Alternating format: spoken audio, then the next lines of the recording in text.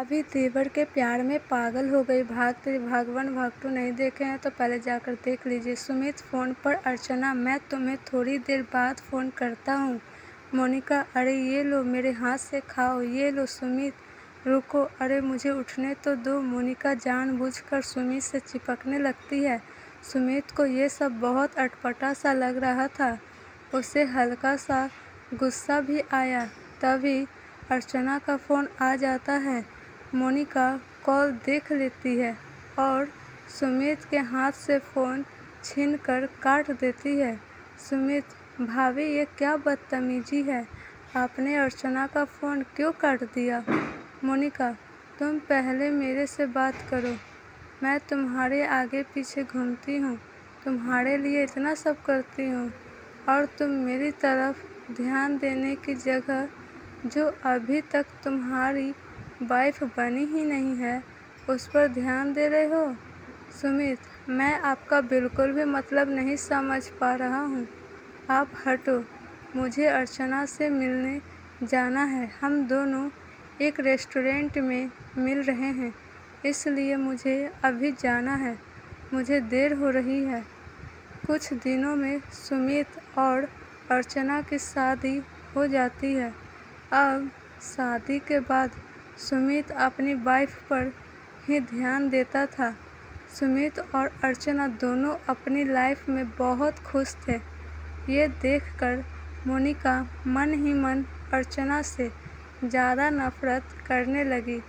अर्चना और सुमित मूवी देखने जाने वाले थे। मोनिका ये बात जानती थी।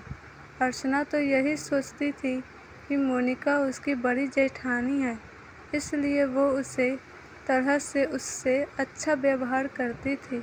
अर्चना भाभी आप भी हमारे साथ मूवी देखने चलो ना भैया, आज हम चारों एक साथ मूवी चलते हैं। मोनिका ठीक है, मैं जल्दी से तैयार हो जाती हूँ। अशोक मोनिका अब मेरा मूवी देखने जाने का बिल्कुल भी मन नहीं है। सुमित और अर्चना को अकेले जाने देते हैं ना, हम फिर किसी दिन चलेंगे। माँ अशोक ठीक कह रहा है बहू, उन दोनों को जाने दो, तुम कल चले जाना। मोनिका नहीं, मुझे आज ही जाना है। अब वो दोनों इतने प्यार से कह रहे हैं तो उन्हें मना कैसे कर दूँ?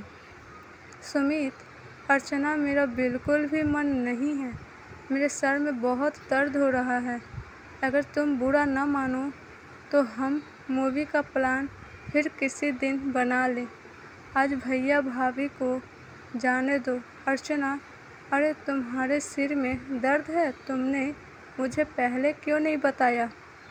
रुको, तुम कमरे में चलो, मैं तुम्हारे माथे पर बाम लगा देती हूँ और गरम गरम अदरक वाली चाय बना लाती हूँ।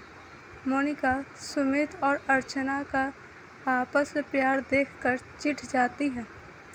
वो गुस्से में अपने कमरे में पैर पटक कर जाने लगती है कि आंगन में रखी बाल्टी से उसका पैर टकरा जाता है और वो बहुत तेज ज़मीन पर गिर जाती है। वो देखती है सुमित उसे उठाने नहीं आता।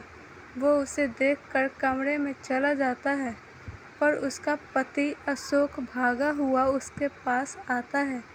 अशोक मोनिका तुम ठीक हो ना? तुम्हें ज़्यादा चोट तो नहीं आई? कहाँ ध्यान रहता है, पता नहीं, बिल्कुल भी अपना ध्यान नहीं रखती हो। अपना हाथ दो, आराम से उठो। मोनिका की आंखों में आंसू आ जाते हैं। वो जिस पवित्र रिश्ते को आज तक समझ नहीं पाई, उसका मतलब आज उसे साफ साफ समझ आ रहा था। वो जान गई कि उसकी असली खुशी उसके पति के साथ ही है। उस दिन से मोनिका ने अपना व्यवहार ठीक कर लिया और अशोक के साथ अपने रिश्ते को मजबूत बनाने की कोशिश करने लगी। धन्यवाद। वीडियो अच्छी लगी है तो वीडियो को लाइक, सब्सक्राइब, फॉलो कर दीजिए। बेल आइकन को क्लिक कर दीजिए ताकि सबसे पहला नोटिफिकेशन आपके मोबाइल पर पहुंचे। और कमेंट बताइए आपको कैसी कहानी सुननी पसंद है।